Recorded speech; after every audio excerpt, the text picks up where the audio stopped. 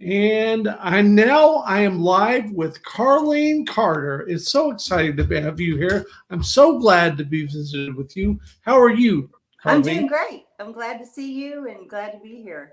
Yes, and we solved the one problem we had, and now we're talking, and it's so wonderful. And Yes, it is good. You did sound a little like a rattlesnake when you talked. It was like, brrr. yes, that's so strange because I thought it was a good feature, and it was a good feature, and we solved it. And so I'm so happy to be here talking to you because number one, I really think that so much of the stuff that I'm doing is so related to your music and your family's music. And so let's start by talking about your grandma, Okay, Maybelle. okay. Yes. I can talk about grandma all day long. Well, tell me, we got all day. Oh, I've got a million grandma stories, but she was my favorite human when I was a kid, particularly Right? because I was her first granddaughter that Wow. she had, and then in short order she had two more, which Right. was Rosie and Lori. So Right. we always joke, Lori and I, saying when Grandma would holler for us, she would go, "Car, row, Lord," or she'd go to call Lori or say something to Lori and call her "Car, row, Lord." well, She was really something, and she loved music, of course, and that filtered down into just about everything around her. She loved games. Yeah, she had a drive in her, but I can't say it was the same sort of ambition drive that my mom had. yes. Um, she was really she was so humble and had really no idea what kind of impact the Right. music that she had started with had made on the world, basically. Yes. And Entirely the world. yeah, and I think that she loved hanging out with other musicians and picking, and and of course she had built-in girls to sing everything she Right? heard in her head. Yes. You know, so um, but being her granddaughter was quite an education because she had raised these three girls and kept them nicely pressed and presentable Right? For the back in the world. day. And Yes. they used to not even know how she did it, but she got to do that with me a little bit, and she got to groom me.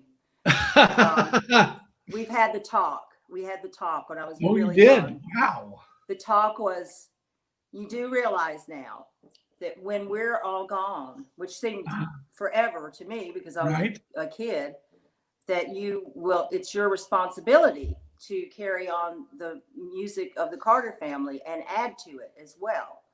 And so that has stuck with me, and I've really tried my best, like particularly in the last 15 years, I've really kind of Right. devoted myself to keeping that flame really going. And it's also because I never felt that I didn't feel the need to go make a Carter family kind of album at the Right. time while Mom and Helen and Nita were still alive. And I know it was very hard for me when Grandma died because it was when my first album came out and I dedicated it to her. Oh, And I yeah. so wanted her to see me play with a band. Oh, yeah. And she never really got to do that. So, yeah. Well, also, did how much did you know Sarah and AP? I knew my Aunt Sarah quite well. She had moved from the Valley by the time, I Right. was old enough to remember. I Right. remember when Uncle AP died, I think I was 5 or something like that. Okay. Um, but I don't really remember Uncle AP other than he was a nervous man. And that's documented a lot of places, but I actually do remember that he paced around a lot and Right. had a little bit of a shiver to him. Wow. But my Aunt Sarah, she lived out in California, and her and the man she'd married, who was AP and Granddaddy's cousin, Coy Bays. Honey, you got no idea.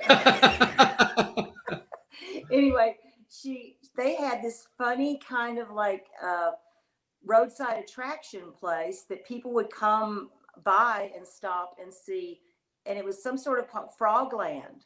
And for some Okay. reason, she had a million kinds of ceramic frogs placed all over this property. And we went Really? through and saw all these things. And ironically, later in life, my sister Rosie collected frogs. And I said, Really? do you remember that because of Aunt Sarah? And she goes, no, I just like them. That's so wild. Yeah. And so, anyway, I mean, your family's music has so much influence. And so, next, tell me about your mom. My mom, Yes. she was, okay, she was my world. I thought my mom hung the moon. Uh huh. Makes me think maybe she did. Not quite sure, but I'm pretty sure she did. Yes. We were really close and very, very close friends as I became an adult. Right. Um, and my daughter became almost like her daughter Right. because I had my daughter so young. So there was Right. like this whole generational thing happening of us growing up still while I was a mom. And so I had my mom, and she was the mom that came to school when I was in grade school and would come with her banjo and her petticoats and her Really? on. Yeah, and Wow. would come to my class and and do her whole act for my class. Well, now Really? Now, did you was like that cringe- or it hate was- that as a kid? it was cringeworthy, you know, when you're like in third grade, it's like, Oh my gosh. you know, and then I was in fourth grade, she kept coming to the same place. And she came all the way up until I went to junior high, and I was just like, we gotta stop this stuff, okay? But I was also at the same time, I was super proud of her. Right. And when she would be on the Opry out on Fridays and Saturday nights, Rosie and I, we had this old transistor radio. I mean, it was old. It was electric, so I don't know if you call it a transistor, but it was a tube radio, Right. and it was in my mom's bedroom on the lower part of a piece of furniture, and we used to sit on the floor cross-legged like Indians and listen to her. But what we would listen for was the jingles that she wrote for the Opry, like Martin White, Self-Rising Flower, Right. or all these different things. And she'd say, now I'm writing this little thing. I'm writing a little comedy skit to go with it, because if I do that, I get $50 extra. Wow. Yeah, which Rosie and I were like, oh, $50, man. That's No doubt.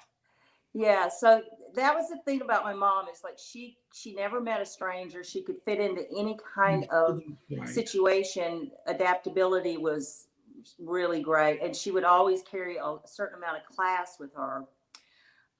She was worldly and very well read. She was a smart woman. Well, tell me about, when did she go to act in New York? When was that? That was when I was a baby. Okay. My dad and her had broken up. Pretty much they had started breaking up when Mom was pregnant with me. Okay. And yeah, I know. I don't ever remember them being together. I have one memory. Really? I don't remember them ever being my parents, other than separately. Yes. And in that came my stepdad and my stepmom. And so I always say I had the two best sets of parents that any girl could ever dream of. Wow. I love my stepmother, Goldie Hill. Yes, she's wonderful, and your dad stayed married for her for so long. Yes, they got married in maybe it was 57, late 57, and Mom got married in 57. So I had two sisters born in the same week of each other. Wow. I know, it's crazy. And so Rosie, my sister Rosie, from my second stepdaddy, my first stepdaddy. So it was my daddy, then my first stepdaddy, then Johnny Daddy. Right. And yeah, a lot of family stuff. Yeah. Anyway, so I had Laura Lynn, who's my Smith sister, and they were the same age, and they couldn't be more different. My two sisters, my two little sisters. How so? Well, Rosie and I were big time tomboys. You know, Right. We were always building fires in the woods and climbing trees, and you know, we were growing up with a bunch of boy cousins, and that's what we played baseball. We didn't play softball, Right. baseball, and you know, and then I would go to my dad's, and I had this really, what I would call a lot more down to earth, not as gypsy like as my life with Mom. I can see that. You know what I mean? And because daddy would go to work, and he kept his work very much away from the families. Like, I don't know if he did it really super intentionally. But my sister and my two brothers from Daddy and Goldie, they all can sing, but they've never pursued a career in it. Wow. And I think that Daddy set something in them that made them think it was not good. Because he used to say to me, "You're going to be tired of this one day, like I did." God, I said, "I'm sure I will, but I have to work, Dad. I don't know what you're." Well, but let's make sure that everyone knows who that dad is. Carl Smith, who was a yes. major opera star and major heartthrob, to say the word, in the 50s.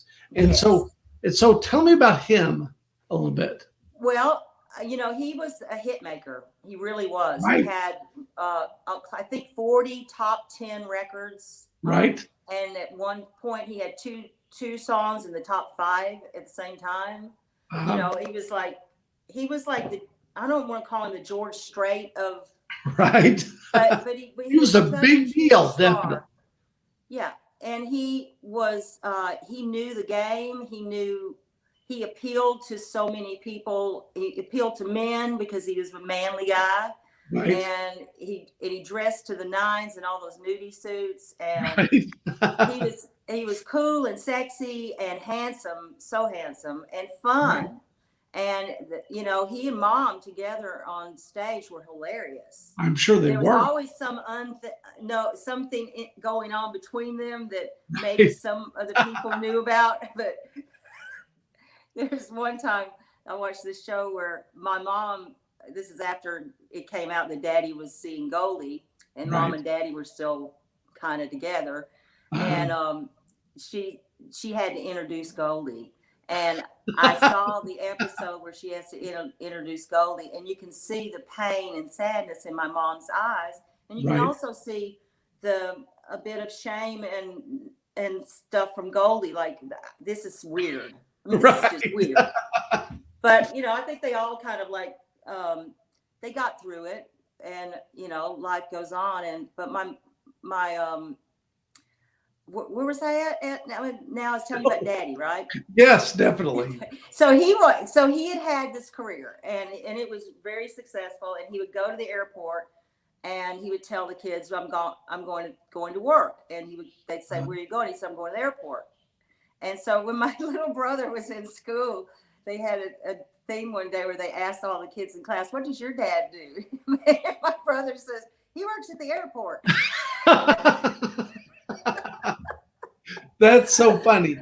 But before I forget, I'm trying to cover everything with you. And so tell me about the time there was first the border radio stations, and then you guys came to Springfield, actually, the Carter family did. And so tell me about, what do you remember about Springfield? Well, I know that was before you. I wasn't alive yet.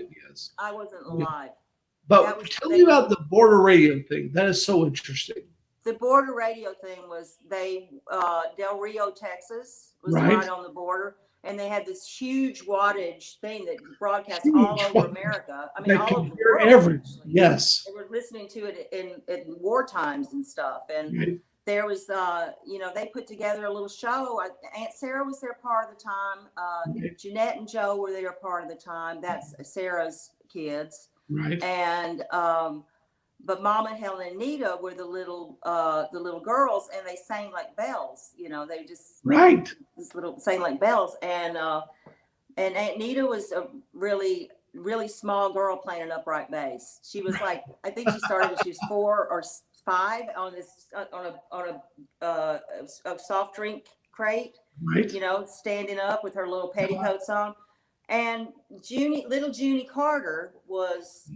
That was kind of like her own thing, because she always had to have her own thing. Since she wasn't like the best singer or the best musician, Anita and Helen were really, really good singers and musicians. My mom was too. But when you've got Anita Carter and Helen Carter, it's pretty hard to beat. Yes. So Mom took the center of their thing to be the front person, kind of. And then she'd get them to talk, and they would talk too. And but they were real young still. And then they moved to to Springfield. Right. And during that time, I do believe that's when they met they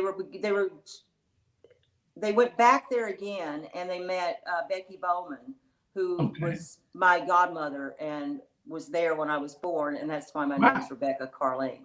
That's so fun. Yeah, it's funny. So I got Missouri roots, and you definitely do. Yeah, I do, and I got some friends in Nashville that are from Missouri that are songwriters.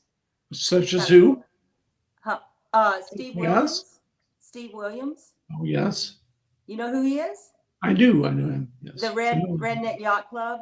Yes. Remember that song? Yeah, he wrote. That was a big hit. He's written quite a few hits, but he and I and his wife we were very good friends, and we go boating a lot on the lake. Right. We're the Redneck Yacht Club. That's wonderful. There's pluses to moving back to Tennessee for sure. Definitely. And so, first of all, your solo career, I am so impressed with all the stuff you've done. But let's talk about how you started recording and how you connected with Guy Clark and Susanna Clark. Well, at the time that I met them, I was married to a songwriter named Jack Ruth. Okay. And we had a son, and Jack got around. He met people. He had met Guy somehow, somewhere along the way. And Guy was making a record, and invited us to come down to the studio and hang out, which we did. And that's when I first met Susanna, and her and I became fast friends. And and through that, I met her and I wrote a song together. A wonderful song. Easy From Now On. And all of this happened in a very short time. Right after Guy finished his album, Emmy Lou, when he's getting close to finishing, Emmy Lou came to town, and Susanna calls me and says, "Hey, can you come down to the studio right now?" And I'm like, "Well, I got the kid, I got the kids and stuff." And she said, "No, just figure out something and get down here, because Emmy Lou's here, and I want you to play this song that we wrote to her, because she didn't know how to play it." Susanna was a wordsmith, she was really good at that. She was great at melodies and stuff. She just never bothered to. She wanted me to play it anyway. So I go down there, and I had never met Emmy before, and I was told she was like one of my absolute. My God! She was my girl, and the fact that I became friends with her for all these years and still am. That just is, to me, is unbelievable. Because she was like my hero. So I go in there, and I'm really nervous, and Emmy's like sitting down, kind of cross-legged on the floor or something, and I'm sitting in a chair, and I'm above her, and I feel really weird. And I'm singing this song, and she goes, "That is such a good song. I'm going to record that on my next record." And my entire life changed right there. It just took off. Her by hanging out with them, I met Rodney Crowell during that time. And I met Hank DeVito, I met all the hot band pretty much. And through that, Rodney and Emmy Lou were managed by Ed Tickner. And who was back from Graham Parsons days and all that. And he took an interest in me and started taking me around to see people at big events, like at Warner Brothers parties. And he'd say, "We're going to go up this party, and we're just going to go around, and when people start asking who you are, then we're going to leave." And I was like, "What?" Wow. Whatever he did, it worked, because they were like, "Who is that? Who is that?" I'm really young, got hair down to my waist. And apparently can sing and write songs. I had no idea what I was doing, to be honest. And you think I would know a lot more about it. I've actually admitted to myself that I didn't freaking know what I was doing. I just thought I was going to be a songwriter, and that's what's always driven me so much, is to be a songwriter. Now I don't write as much anymore, but it is my favorite thing. And I've come to understand that I write songs for my own mental health. That's fantastic. Yeah. And so tell me about those first couple of albums, because how did everything change around the time of Musical Shapes? What was different? Well, I went to England for my first album in '78. I went there, and things got shifted around. I was originally supposed to record with Dave Edmunds and Rockpile. And it didn't really work out. So I ended up with The Rumor as my band and Yes. two of the guys from there. And this all had to do with Martin Smith, who was partners with Ed Tickner, knew Dave Robinson and Jake Riviera, who started Stiff Records. So Okay. this will take a long time for me to tell you. But No, anyway, go that ahead. happened, Say it all. got me to England. I fell in love, madly in love, and I made 17 round trips in 1978 to London, and it became apparent that I probably needed to move there. Yes. So I did, and I married Nick Lowe in '79. Right. And after, and Nick didn't want to produce me. He didn't want to play with me or produce me. I mean, he would play on a record or he'd sing on it or something, but he didn't want to do it. He said, I don't want to be one of those guys that just is the producer behind the wife or whatever, you know. And but I knew that Rockpile were the people I went there to record with. I knew that was the sound I wanted to make.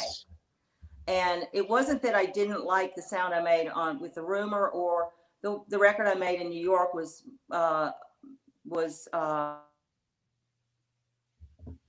Now I lost you. What are you saying? I don't hear you now. Happened. There we go. There we go. Okay, there we go. Okay. It was more controlled by the label. They were like, I had met with a bunch of different people to produce me. One was Rick Danko.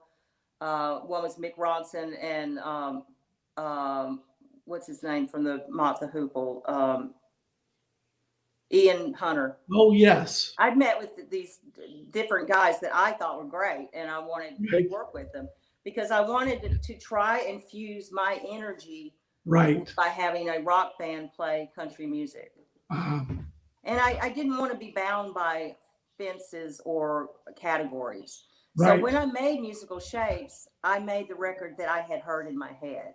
Absolutely. And I had nothing to do with how it came out. They instinctively knew what I wanted by the songs that I had written. So finally, the guys, Dave Edmunds, Terry Williams, and Billy Bremner from Rockpile, got on Nick and said, we can't let her go back to New York and do a record with these bloody Yanks. You know, she's got to stay here. You know, you get it, you know, stop being ridiculous. Come on. And so he finally agreed, and his manager, Jake, agreed too. And so that's how we ended up making that. And that was a really fun record to make because basically we recorded it with bass, drums, and 2 acoustic guitars. And I sang live, and then they overdubbed electric guitars. So it was a very simple recording for the most part. There was a couple of songs that were from older recordings that I had done with Nick, but that made it on that record. The Ring of Fire one was done with Clover. Electronic. Clover. Yeah. Well, you know, tell me about, was Elvis Costello around, or who else was around? Oh, yeah. Elvis was around a lot. And I will say this about Elvis is that he is such a strong personality and such an amazingly smart and creative guy. And he's really knows a lot about a lot of different things. But you want to sit down and try and write a song with Elvis? For me, I was like, I tried to write a song with Elvis. Me and Nick did one night. I think that they may have written something over the years, but I couldn't keep up with him. He was going so fast. He was like, and I was like, wow. But it was an exciting time because he was hitting, and Nick was producing everybody that was coming out of that time. And so I got to meet a lot of different people. And one of the things I loved about starting out in London was that they had no genre segregation.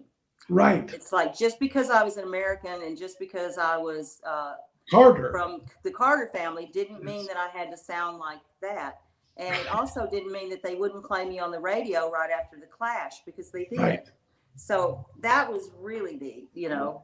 So it was great to go there. It gave me a lot of musical freedom, creative freedom, and Warner Brothers were wonderful to me. And finally, I had the good sense to know, after my 5th album was an electronic yes. It was like, okay, it was fun and it was cool and I had a good time. I loved just making stuff up, and it was really neat. The guys the band that I was working with called Blanket of Secrecy, and they were great. And I had the good sense to go, I need to do something different. So I went and I was asked to audition for a part in Pump Boys and Dinettes. Right. And where you sang with Kiki D. Kiki D, that's right. And Paul Jones was the lead guy in it. All right. From Man for Man. And so I had always wanted to do Broadway. That my whole life I wanted to be in a musical. That's right. And all of a sudden I'm in the West End in the Piccadilly Theater doing a musical and singing with one of my vocal heroes, Kiki D, who was an awesome person. Everybody in the cast were great. We partied our butts off. We were all having a great old time. And there's a lot of dancing after the show. I'm sure there was. Yeah. So it was good times. And then it was after that, I went in the studio one more time to try and see where I was heading. And I just went, you know what? This is just same old shit. This is not going to work. I need to go back to my roots. And I went and joined up with Mom and Helen and Anita. Yes. And did that for 2 years. And that was the hardest job I ever left because it was so nice to be with my family. I left home at really, really young. And I left home right before I turned 16. And I just needed to be with my mom and my aunts who all raised me, you know. Right. And it was that was really great. I covered Aunt Nita's parts when she was sick. I covered Aunt Helen when she was sick.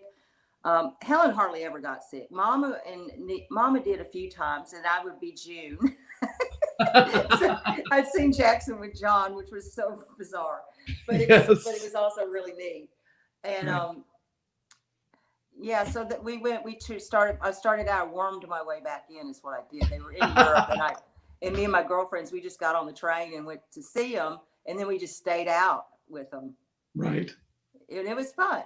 And then when I came back to America, I knew it was time to come home, and that's what I did. And I lived right down the street from where I live now.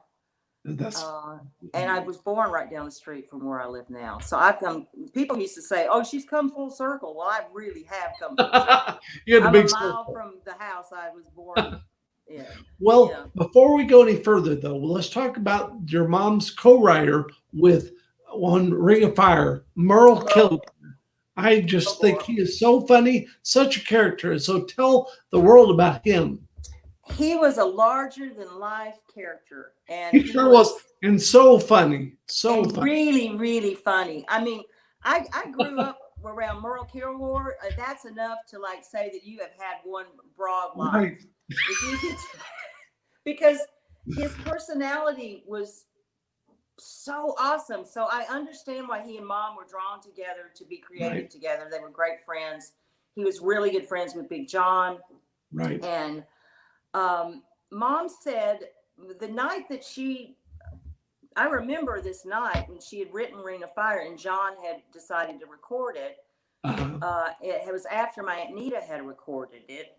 Right. And, but I think that was it. But at any rate, Mom made this whole ceremony about giving Merle half of the song. Right. Now there's I remember that, and there was people that I asked later. I said, "Did that really happen, or am I just imagining that?" And guy that I knew back in the day he said, "I was there that night. I was dating this girl that used to stay with my grandma, and all these weird connection stuff." But Kilgore was he was a soft place to land. If you were ever in any kind of situation, I would want Merle Kilgore's number. I mean, who else could have handled Hank Jr.? My gosh. And then I was on tour with Hank Jr., so I got to see Merle a lot. Right. Yeah. Well, and also, let's also talk about Anita Carter and how wonderful a singer she was and the duet she did with Waylon. Let's talk about that. I went back. I used to love, that was my introduction to Waylon, music. I knew Waylon because he was roommates with John for a while, and we had a few pit stops at the apartment for various reasons. We weren't really clear on what was happening, but Mom had to get over there. And, there's something was happening. And anyway, so I loved Waylon's voice, and Yes. and he Who was doesn't? so incredibly handsome, and he and Anita just were so striking together, but their voices were, I mean, anyone's that sang with my Aunt Nita, she made them look good.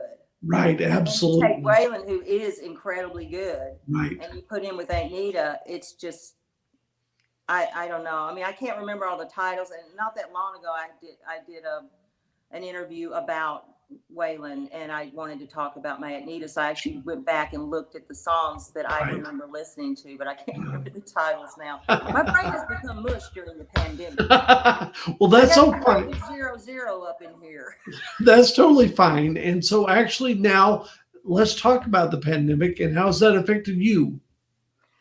Well, I was really hitting a stride in March when we went into lockdown. I had been touring, and I'd had the greatest start to the year. And I was coming home with two of my guys that I do a trio with, and we really had played our asses off. It was just extra special. So we were jazzed to go in the studio.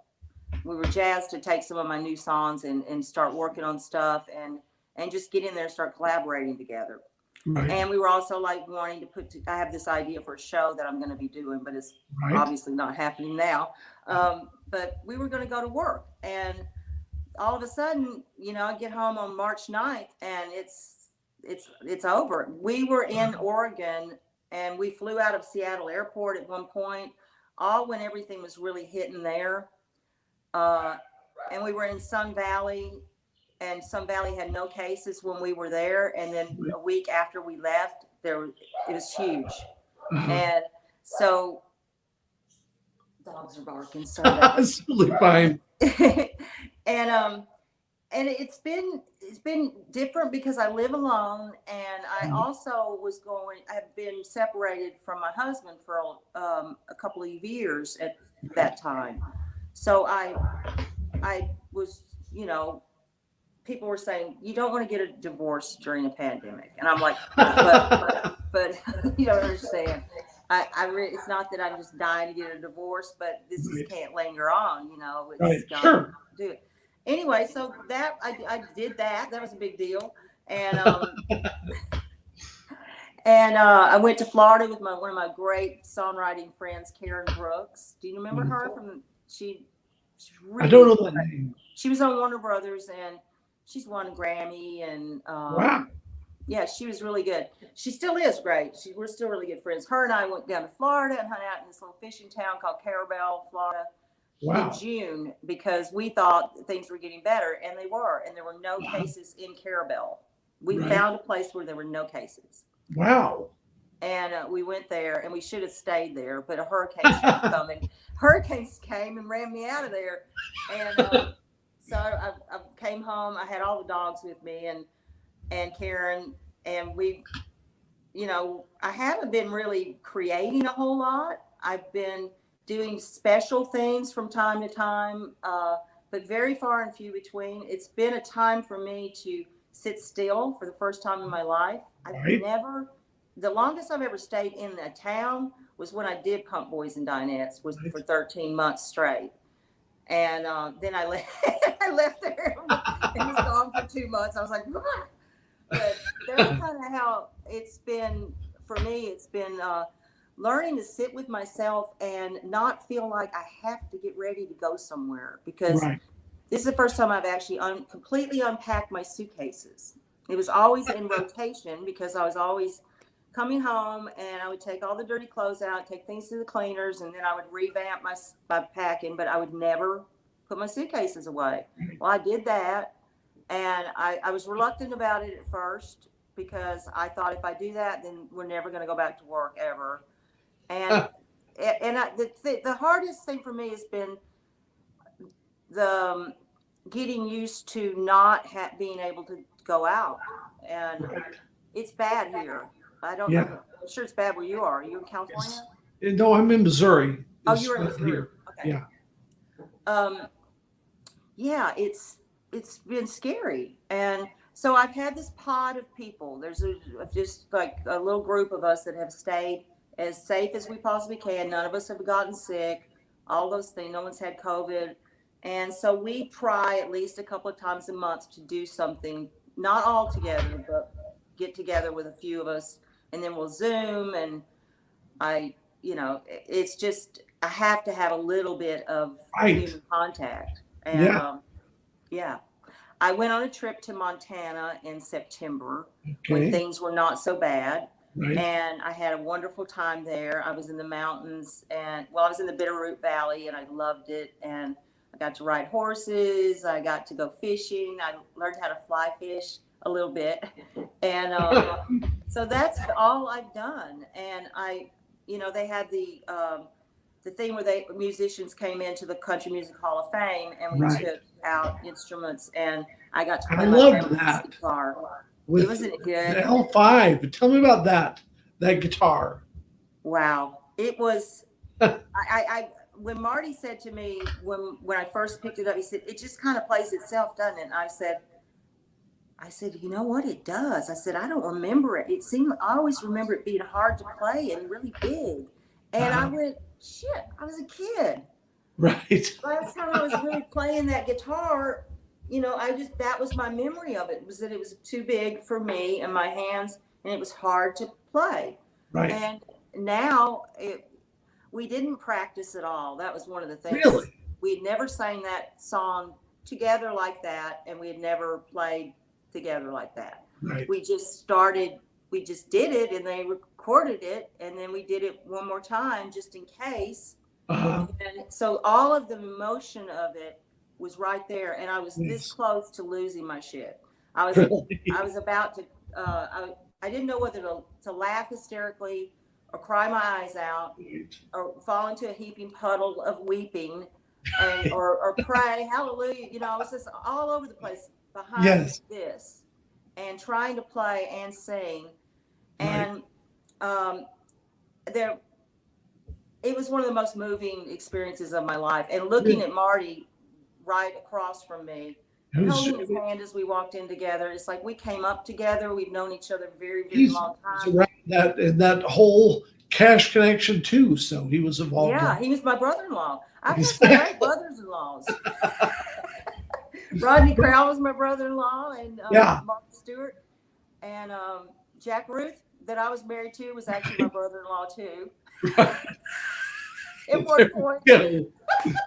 Now, I've only got a couple more things that I've got to make sure I ask you about, because my dad was such an amazingly big Johnny Cash fan. And so much of the stuff that I know about this stuff is because he was not just a Johnny Cash fan. He was a mid-60s, he was in everything. He knew all things all the time. And that's why I know so much about this stuff. And so tell me about Johnny.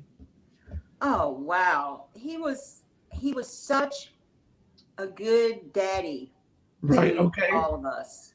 And he took Rosie and I and treated us like we were his very own girls. Really? Okay. And, and because he had known us most of our lives. Right. I didn't really remember not knowing him. But he was kept at bay during the day, back in the day when Mom was trying to help him get clean and stuff. Right. And when everything went down, we didn't have a second thought about leaving our home that we lived in our whole lives and moving out to the lake with John, because it made Mom happy. He was one of the most well-read men ever, and in every aspect. He was like he and my granddaddy were really into studying the Bible and theology, and he loved music. He knew the words to more songs than him and Aunt Helen. They both knew the most songs of anyone I've ever met in my life. John was great about when we started going out as young teenage girls that they were putting on stage, Roseanne and Rosie and me. He would spend hours on the bus playing us songs and teaching us chords and teaching us, turning us on to songwriters. And that's the thing about about John was he was he loved creativity. It didn't Right. matter what it was. He loved Yes. cooking. He loved making stuff. He he was always doing something in his mind. He was a busy-minded man, Right. and he loved the hell out of my mama, and he loved his daughters, and he loved us and John Carter. And when John Carter came along, I mean, oh my gosh, it was like, can you dress him up a little bit more like Lord Fauntleroy? He was like, look at some of the outfits they used to put me in Lederhausen. We go to Germany and John Carter dressed like this little German kid. It was like Sound of Music all over the place. I love that new movie that was made on YouTube about the obviously John Carter had some involvement with The Gift. So wonderful. Isn't it great? About him, and especially I've seen so many things, and that's so cool. And so now going back, the one last question I have to ask you is, why is Blue Nun not available on Spotify? Because the label did not think it was worth releasing in America. It was only released outside of America. Because it's the best Carlene Carter album.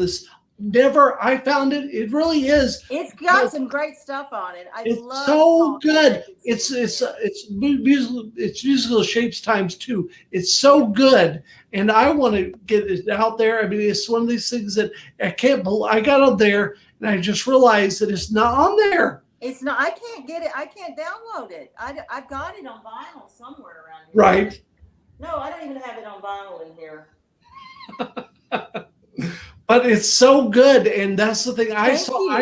I got it in a Tower record store in Washington D.C.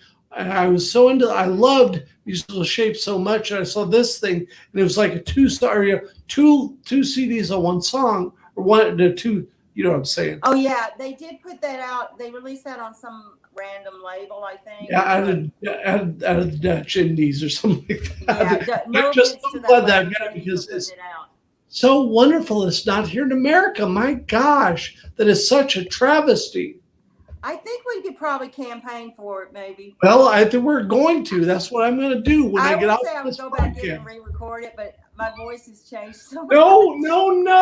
Nothing. It's just it would not be the same. Like it's just so full of energy and so vital. I just love that album so much. Well, it was very much live. We worked those songs up and we played. That was the band that I had at that time, and it wasn't very long after that Nick took my band. Bobby Irwin and James Eller and Paul Carrick and Martin Belmont. We kind of like would swap out bands sometimes after he left Rockpile. So anyway, I just had the best time talking to you, and thank you so much for spending some of your day with me. Thank you very much for asking me, and I'm glad I could do it. I'm sorry it took me a minute. No, it's totally fine. I'm so happy to do it, though. Let's stop the recording, and we'll be off of here.